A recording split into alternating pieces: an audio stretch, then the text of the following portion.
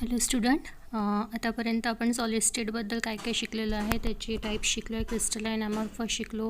Crystalline amorphous झाल्यानंतर आपण crystal system पण शिकलेलं आहे आणि क्रिस्टल सिस्टीममध्ये आपण simple cubic, body centre cubic, face centre cubic एवढे टाईप्स आपण क्युबिक सिस्टीममध्ये बघितलेलं होतं. त्याचबरोबर आपण क्रिस्टलचे काही टाईप्स पण बघितलेले होते. मॉलिक्युलर होते, मेटॅलिक होते, आयोनिक होते आणि कोव्हॅलंट नेटवर्किंग होते. तर हे सगळं बघितल्यानंतर सगळ्यात इम्पॉर्टंट पार्ट आपण शिकलेला आहे तो म्हणजे युनिट सेल शिकलेलं आहे. आणि आताच आपण युनिट सेलला थोडं समोर नेऊया. म्हणजेच आपल्याला आता बघायचं आहे number of the particles in the cubic centre. आपण क्युबिक सेंटर 3 टाईप्सचे बघितलेले होते. एक होता प्रिमिटिव्ह, म्हणजेच त्याला सिम्पल क्युबिक सेंटर म्हणतात, क्युबिक सेल म्हणतात आहे. सेकंड आहे तुमचा बॉडी सेंटर क्युबिक सेल आहे आणि थर्ड आहे आपला फेस सेंटर क्युबिक. तर ह्या सगळे जे युनिट सेल आहे या युनिट सेलमध्ये किती number of the particles present असतात ते आपण बघणार आहोत. आतापर्यंत आपण बघितलं होतं की युनिट सेल म्हटलं की युनिट सेलमध्ये किती पार्टिकल्स प्रेझेंट असतात. कॉर्नरला 8 पार्टिकल प्रेझेंट असतात. किती? 8 पार्टिकल प्रेझेंट असतात. आणि आता थोडं आपण एक्सटेन्समध्ये स्टडी करणार आहोत की आपल्याला नंबर ऑफ पार्टिकल बघायचे आहे. तर आता 8 जे पार्टिकल्स असतात हे कॉमन पार्टिकल्स आहे. सगळ्या युनिट सेलमध्ये 8 पार्टिकल कॉर्नरला प्रेझेंट राहणार आहे. पण हा एक जो पार्टिकल आहे, कॉर्नरचे पार्टिकल आपण बोलतो आहे, तर कॉर्नरच्या पार्टिकलमधला एक जो पार्टिकल आहे हा पार्टिकल 7 पार्ट्समध्ये डिवायडेड केला जातो. म्हणजे each particle is having shared with the 7 parts to the another unit cell. म्हणजे आपण एकच बघतो आहे समोर, हा एकच युनिट सेल नाही आहे, तर त्याच्या मागे पण एक सेल आहे, पुढे पण एक सेल आहे, खाली एक सेल आहे आणि वर एक सेल आहे. हे जे सेल आहे तर हे सेल काय करतात आहे, एक जो पार्टिकल आहे एका पार्टिकलला 7 पार्ट्समध्ये डिवायडेड केलं जाते. म्हणजे आपण काय म्हणणार आहोत की कॉर्नरचा एक पार्टिकल आणि किती एक पार्टिकल आणि कॉर्नरला किती पार्टिकल प्रेझेंट राहतात, असे 8 पार्टिकल प्रेझेंट राहतात. म्हणजे सिम्पल क्युबिक युनिट सेल हा काय म्हणता येईल आपल्याला 1/8. 1 झाला आपला एक पार्टिकल आणि कॉर्नर किती असतात आहे 8 राहतात आहे. ओके, म्हणजे आपण ह्याचा प्रिमिटिव्ह क्युबिक सेलमध्ये आपण काय म्हणू शकतो आहे की एक पार्टिकल 1/8 एक पार्टिकल आणि 8 कॉर्नर धरून आपल्याला टोटल किती मिळत आहेत 1/8. म्हणजे एक पार्टिकल कितीने डिवायडेड होत आहे 8ने डिवायडेड होत आहे. सो मग 1/8 म्हणजे एक जो युनिट सेलचा एक पार्टिकल आहे 1/8 × 8 corner is equal to the 1 particle. म्हणजे सिम्पल क्युबिक सेलमध्ये किती पार्टिकल प्रेझेंट असतात, फक्त एक पार्टिकल प्रेझेंट असते. किती पार्टिकल प्रेझेंट असतात, एक पार्टिकल प्रेझेंट असतात. तर आपण परत एकदा रिवाईज करूया. सिम्पल क्युबिक युनिट सेलमध्ये 8 पार्टिकल 8 कॉर्नरवर प्रेझेंट असतात. बिलकुल सेम सगळ्यांमध्ये तेच राहणार आहे की 8 पार्टिकल 8 कॉर्नरवर प्रेझेंट राहणार आहे. पण एक जो पार्टिकल असतो, कॉर्नरचा पार्टिकल असतो, तो प्रत्येक कॉर्नरचा पार्टिकल हा आजूबाजूच्या युनिट सेलच्या पार्टिकलमध्ये सुद्धा शेअर केला जातो. म्हणजे आपण काय म्हणू शकतो 7 पार्टमध्ये त्याला काय करू शकतो आपण डिवायडेड करू शकतो आहे. मग हे सगळं बघत असताना आपल्या लक्षात येईल की एक कॉर्नरचा पार्टिकल हा किती जणांनी डिवायडेड होत आहे, 7 पार्टमध्ये डिवायडेड होत आहे. म्हणजे त्याचं टोटल किती झालेलं आहे 1/8 झालेलं आहे. आणि एक कॉर्नर पार्टिकल प्रत्येक सेलमधला किती राहणार आहे 1/8 पार्टिकल राहणार आहे. आणि त्याच्यानंतरचे त्याचे 8 कॉर्नरचे पार्टिकल राहणार आहे. So 1/8 × 8 is equal to 1 particle per unit cell. Simple cubic सेलमध्ये किती पार्टिकल प्रेझेंट राहणार आहे, एक पार्टिकल प्रेझेंट राहणार आहे. Okay, got it. नेक्स्ट जो आपला क्युबिक युनिट सेल आहे तो म्हणजे बॉडी सेंटर्ड युनिट सेल आहे. आणि आपण बॉडी सेंटरबद्दल काय शिकलेलं आहे, 8 कॉर्नरला 8 पार्टिकल असतात आणि त्यांच्या मिडल पोर्शनमध्ये एक ॲडिशनल पार्टिकल प्रेझेंट असतो. बॉडीच्या सेंटरमध्ये एक ॲडिशनल पार्टिकल प्रेझेंट असते. तर याच्या बेसिसवर आपण बघणार आहोत की किती नंबर ऑफ पार्टिकल प्रेझेंट असतात बॉडी सेंटर क्युबिक सेलमध्ये. तर बॉडी सेंटर क्युबिक सेलमध्ये परत अजून कॉमन म्हणजे 1/8 × 8 म्हणजे एक युनिट सेल किती पार्टिकल कॅप्चर करतो आहे, एक म्हणजे SSC एक पार्टिकल कॅप्चर करतो आहे. मग आपण त्याला काय म्हणणार आहोत 1/8 × 8 plus 1 particle of the centre of body. आणि एक पार्टिकल कुठे प्रेझेंट राहतो, सेंटर ऑफ बॉडीचा. अशा पद्धतीने 1/8 × 8 म्हणजे एक पार्टिकल झाला आपला आणि एक पार्टिकल आपल्या बॉडीच्या सेंटरमध्ये प्रेझेंट राहतो. म्हणजे किती टोटल पार्टिकल होतील आपल्याकडे बॉडी सेंटरमध्ये 2 पार्टिकल्स प्रेझेंट राहणार आहेत. किती पार्टिकल प्रेझेंट राहणार आहे, 2 पार्टिकल प्रेझेंट राहणार आहे. कशा आपण आताच बघितलेलं आहे की युनिट सेलचा एक जो पार्टिकल असतो, युनिट सेलचा सिम्पल क्युबिक सेलमध्ये एक पार्टिकल असतो प्रेझेंट, तो तू कोणत्या बेसिसवर आपण त्याचं कॅल्क्युलेशन केलेलं आहे की कॉर्नरचा एक पार्टिकल किती याच्याने डिवायडेड होतो, 8 याच्याने डिवायडेड होतो, म्हणजे 18 इंटू आणि 8 आपले कॉर्नरचे पार्टिकल झाले, म्हणजे 18 इंटू 8 एक पार्टिकल झाला. आणि बॉडी सेंटरच्या बिलकुल सेंटरमध्ये एक पार्टिकल प्रेझेंट राहतो, तो एक +1 झाला. म्हणजे how many particle is present, there is the 2 particle is present. किती पार्टिकल प्रेझेंट आहे बॉडी सेंटरमध्ये, 2 पार्टिकल प्रेझेंट आहे. SCCमध्ये म्हणजे सिम्पल क्युबिकमध्ये किती प्रेझेंट आहे, ओन्ली 1 पार्टिकल प्रेझेंट आहेत. नेक्स्ट जो आपला युनिट सेल आहे तो आहे face centre unit cell. Face centre unit सेलची स्टडीसुद्धा आपण केलेली आहे. यामध्ये सुद्धा 8 कॉर्नरला 8 पार्टिकल प्रेझेंट असतात आणि प्रत्येक फेसेसवर असे किती 6 फेसेसवर त्यांच्या सेंटरमध्ये एक पार्टिकल प्रेझेंट असतात. तर अशा पद्धतीने किती झालेले आहेत फेस सेंटरला 6 फेसेसला एक पार्टिकल प्रेझेंट राहतात. Same here it is. आपण परत अजून सिम्पल क्युबिकची स्टडी करणार आहोत. सिम्पल क्युबिक स्ट्रक्चरमध्ये 18 इंटू 8 म्हणजे एक पार्टिकल आपला युनिट सेलचा झालेला आहे. याची स्टडी थोडी डिफरंट आहे फेसेसची स्टडी करत असताना. पण जो सिंगल आहे, जो आपला बेस आहे, बेस जो युनिट सेलचा आहे तो कॉमन बेस युनिट सेलचा राहणार आहे, तो म्हणजे 18 इंटू 8 म्हणजे एक पार्टिकल कॉर्नरचा 8 याच्याने हे केला जातो, शेअर केला जातो, म्हणजे 18 into 8 is equal to the 1 particle.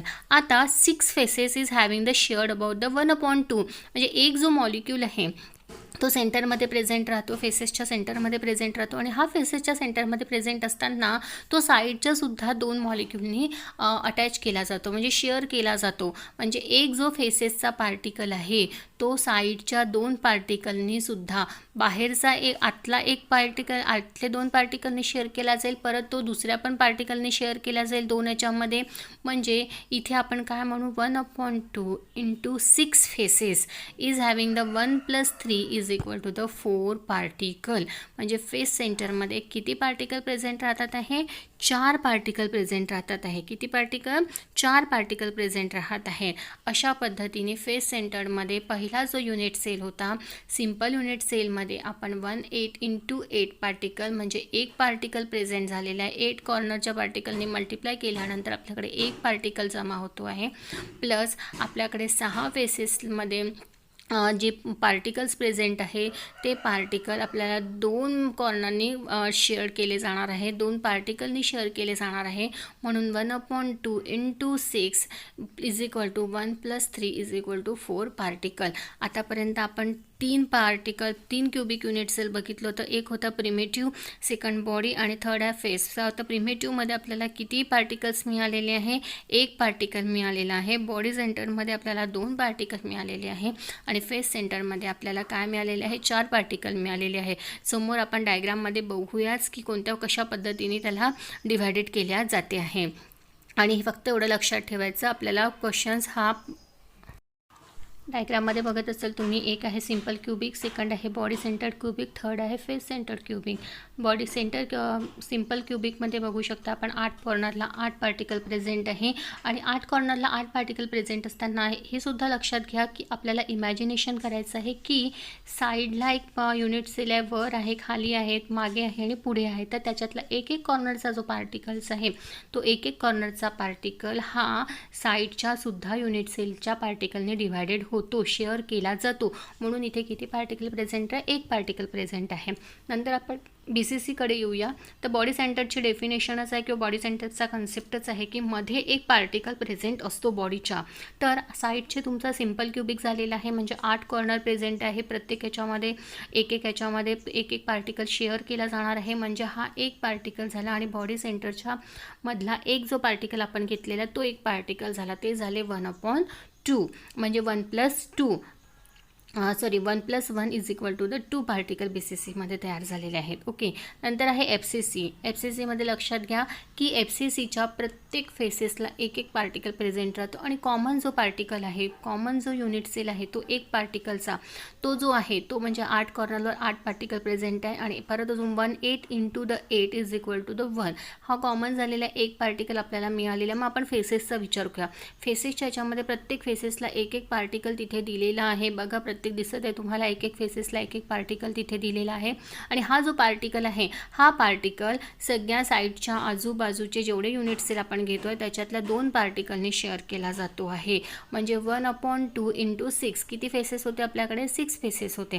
तर 1/2 × 6 इज इक्वल टू आणि पहिला एक पार्टिकल म्हणजे तो किती झाले 1 + 3 इज इक्वल टू 4 पार्टिकल. या पद्धतीने ह्या डायग्राममध्ये तुमच्या लक्षात येत असेल की किती पार्टिकल इथे प्रेझेंट आहेत. तर एस सीमध्ये म्हणजे तुमच्या सिम्पल क्युबिकमध्ये आहे 1 पार्टिकल, BCCमध्ये 2 पार्टिकल, FCCमध्ये 4 पार्टिकल्स प्रेझेंट आहेत आणि ते कशा पद्धतीने प्रेझेंट आहे हे आपल्याला डायग्रामॅटिक आपण बघितलेलंच आहे आणि थिअरॉटिकल पण तुम्हाला मी आधी समजून सांगितलेलं आहे. ठीक आहे, ओके, गॉट इट. यानंतरचं इम्पॉर्टंट टॉपिक आहे, यावर आपल्याला प्रॉब्लेम्स पण विचारले जातात, तो म्हणजे relationship between the molar mass density of substance and the unit cell edge length यांचं आपल्याला रिलेशन दाखवायचं आहे. तर एजेस म्हणजे edges that is the length. आपलं जो युनिट सेल आहे त्याची जी लेंथ आहे त्याच्या एजेसची जी लेंथ आहे ती किती राहणार आहे a. Now we consider the edge length of the cubic unit cell is equal to the a आणि the volume of that unit cell, त्याच युनिट सेलचा आपण व्हॉल्यूम काय डिस्क्राईब करणार आहोत ए क्यूब. सगळ्यांनाच माहिती आहे व्हॉल्यूम म्हटलं की काय राहणार आहे ए क्यूब राहणार आहे. सपोज जर आपल्याला small m is equal to the mass of each particle म्हणजे एका पार्टिकलचा मास हा किती आहे स्मॉल m आहे and n is the number of particle in that cube आणि जेवढे नंबर ऑफ पार्टिकल्स इथे प्रेझेंट आहेत आपल्या एका युनिट सेलमध्ये त्याला आपण कशाने डिनोट केलेलं आहे n ने डिनोट केलेलं आहे. तर ह्या दोघांचा मल्टिप्लिकेशन म्हणजे mass of the unit cell, total mass of unit cell is equal to m म्हणजे mass of each particle and n is the number of the particle. लक्षात आलं असेल क्युबिक सेलची लेंथ आपण ए घेतलेली आहे आणि व्हॉल्यूम घेतला युनिट सेलचा ए क्यूब घेतलेला आहे. स्मॉल m घेतलेला आपण मास of each particle, small n घेतलेला आपण number of the particle in that cube आणि हा टोटल सगळ्यांचा मिळून आपल्याला मास मिळतो आहे युनिट सेलचा m × n. आता आपण बघणार आहोत की या युनिट सेलची डेन्सिटी काय असणार, त्यालाच आपण रो म्हणतो आहे. Rho is denoted the density. Rho is denoted the density. So rho is equal to the mass of the unit cell upon the volume of the unit cell. Mass of unit cell आपण आत्ताच काढलेला होता म्हणजे m × n आणि volume of unit cell आपल्याला माहिती आहे तो आहे आपला ए क्यूब आहे. ओके, तर फॉर्म्युला आहे डेन्सिटीचा mass of unit cell upon the volume of unit cell, mass m × n आणि upon the a cube. Equation number 2. Equation number 1 आपला होता मास ऑफ युनिट सेल म्हणजे m × n आणि equation number 2 आपला आहे दॅट इज द रो म्हणजे density दिलेली आहे आपल्याला m × n upon a cube. आता आपल्याला सिमिलरली मोलर मास काढायचा आहे म्हणजे कॅपिटल M काढायचं आहे. त्याच्यासाठी फॉर्म्युला आहे mass of 1 particle into the number of particle per mole. Mass of 1 particle is the small m. Mass of 1 particle is having the small m आणि number of particle per mole आपल्याला माहितीच आहे. ॲव्होगाड्रोजमध्ये हा describe केलेला आहे की किती number of particles एका मोलमध्ये प्रेझेंट असतात. So capital M is equal to m × NA. m म्हणजे आपण त्याला रिअरेंज करणार आहोत. स्मॉल mला लेफ्ट हँड साईडला घेतल्यानंतर capital M upon the NA is the Avogadro's number. Put this value म्हणजे हा ज्या व्हॅल्यू आहेत आपल्या इक्वेशन नंबर 3 आणि इक्वेशन नंबर 1च्या या आपल्याला इक्वेशन नंबर 2मध्ये पुटअप करायचं आहे. तर आपल्याला मिळते आहे rho is equal to small mची व्हॅल्यू किती होती m.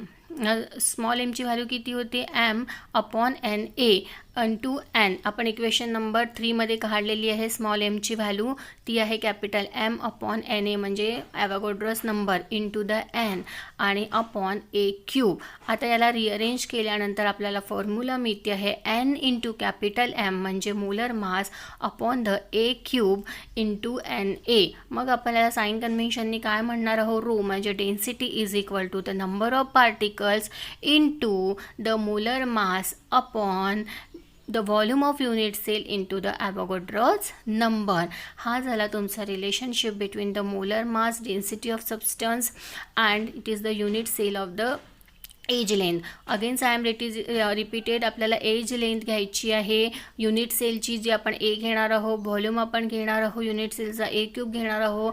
Small m mass of each particle, small n is the number of particle आणि total mass of unit cell is having the m × n. Rho घेतो आहे density घेतो आहे mass upon the volume म्हणजे m × n upon a cube झालेला आहे. याच्याचबरोबर आपण molar mass घेणार आहोत म्हणजे कॅपिटल M बघणार आहोत. त्याचा फॉर्म्युला आहे mass of 1 particle particle into the number of particle per mole. So M म्हणजे molar mass is equal to the mass of one particle is having the small into the number of particle is denoted by the Avogadro's number. Rearrange केल्यानंतर आपल्याला small m is equal to the capital M into N A मिळालेला equation number 3 आणि equation number 1च्या value आपल्याला put up करायचं आहे, equation number 2 मध्ये put up करायचं आहे. So rho is equal to the capital M into N A into small m upon the a cube. So after the rearrange आपल्याला equation मिळते आहे एन म्हणजे small n into M upon the a cube into the N A म्हणजे Avogadro's number. After the sign convention that is the rho म्हणजे density आपल्याला मिळते आहे number of the particles into the molar mass upon the mass volume of the unit cell into the Avogadro's number. Got it. आज आपण जेवढे शिकलेलं आहे त्याच्यामध्ये आपण सगळं बघितलेलं आहे. How many particles is present in the 3 unit cell, relationship between molar mass बघितलेला आहे आणि या मोलर मासच्या रिलेशन जो आपण बघितलेला आहे रोचा, यावर आपल्याला प्रॉब्लेमसुद्धा येतात. सो हे आय होप तुम्हाला सगळ्यांनाच समजलं असेल. So good bye and wait for the next video.